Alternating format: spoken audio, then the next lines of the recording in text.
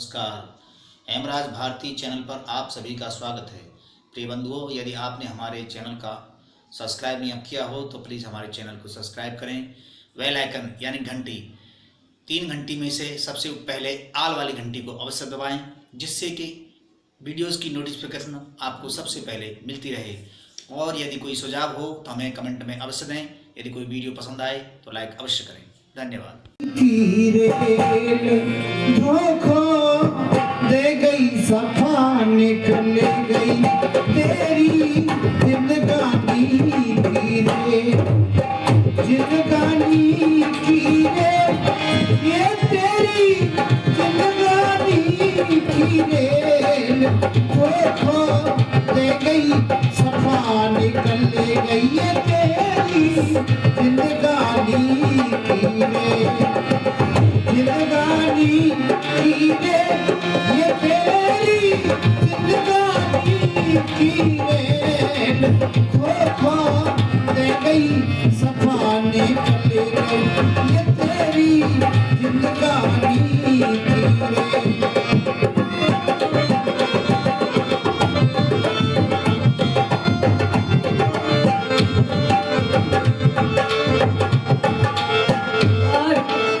कैसे निकला ये जीवन धीरे धीरे। हमें कोई घड़ा फूटा होता है ना, बूंद बूंद करके वो पूरा घड़ा खाली हो जाता है, हमें पता नहीं चलता। इसी प्रकार से जीवन रूपी घड़ा बूंद बूंद करके रिस रहा है, आयु घट रही है। बालक बने गयो बेसमझी में, इधर उधर हंस खेले बावले।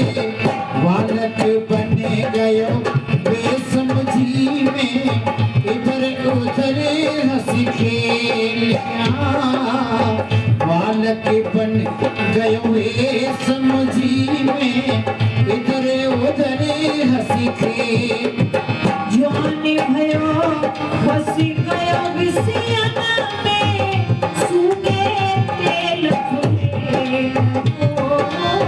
जाने भयो बस गयो विषयन में, सूखे न फुले। खो दे गई सफा निकल गई ये तेरी जिंदगानी की रे। खो दे गई सफा निकल गई ये तेरी जिंदगानी की रे।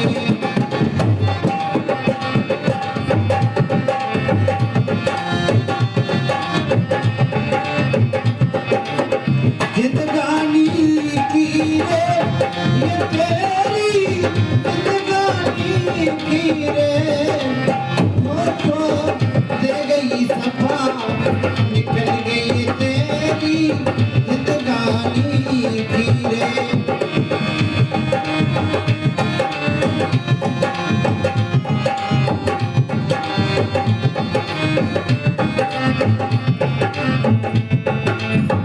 मनवा ढीलो छोड़ दियो ना खींची कभी नकेले ना।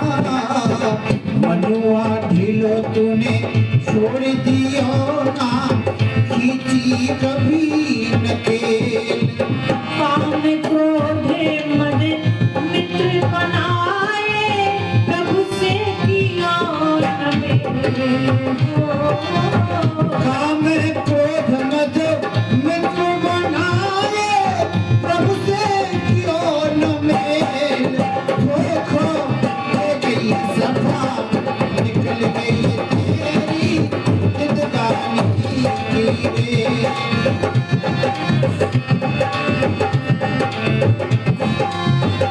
और कहा, हमेशा ऐसे व्यक्तियों की संगति की जो दुष्ट थे, अच्छे व्यक्तियों के साथ कभी बैठना पसंद नहीं किया। सदा कुसंग के संग रह के कोई विष की वेला। सदा कुसंगीन के संग रह के कोई विष की वेल। निर्दोष ने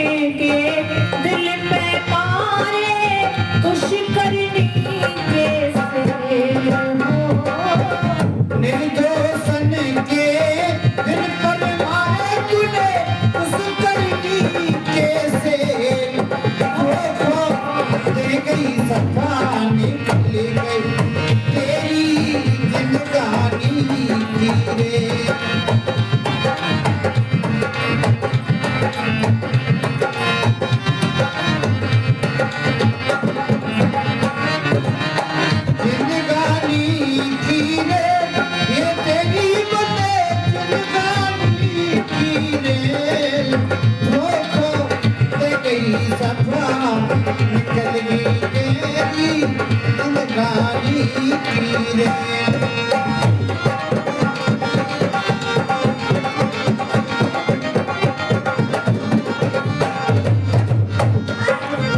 जैसी करनी वैसी भरनी कर्म के पापड़ वेल जैसी करनी तेरी वैसी ही भरनी क्या कहा? दुनिया में नियम है, जो जैसा करेगा उसे वैसा ही फल मिलेगा। आत्मा सोचती है मैं सुख तो चाहती हूँ, मैंने सुख पाने के कर्म तो कभी किए ही नहीं, काम तो वो किए जिससे कि मुझे नरक में जाना पड़ेगा, कष्ट भोगने होंगे। और क्या सोचती है? जैसी करनी तेरी वैसी ही भरनी कर्म के पापड़ वेल रतन सील तई यार मिलेगी जाते ही चमकी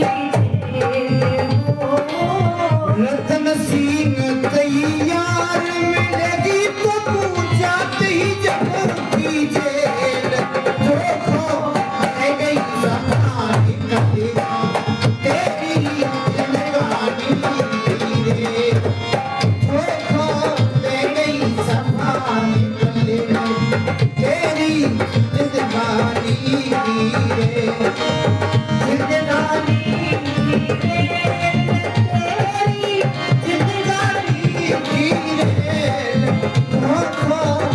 गई सफा निकल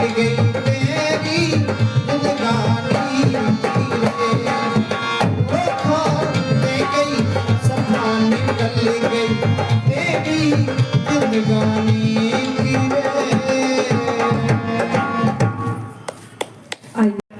जटायु को पक्षी गिद्ध बताया जाता है। ये सारी मूर्खता की बातें नहीं तो क्या है, जबकि संपाति उनके मित्र थे। महाराज दशरथ के वानप्रस्थ में रहते, देर से उनके संतान पैदा हुई।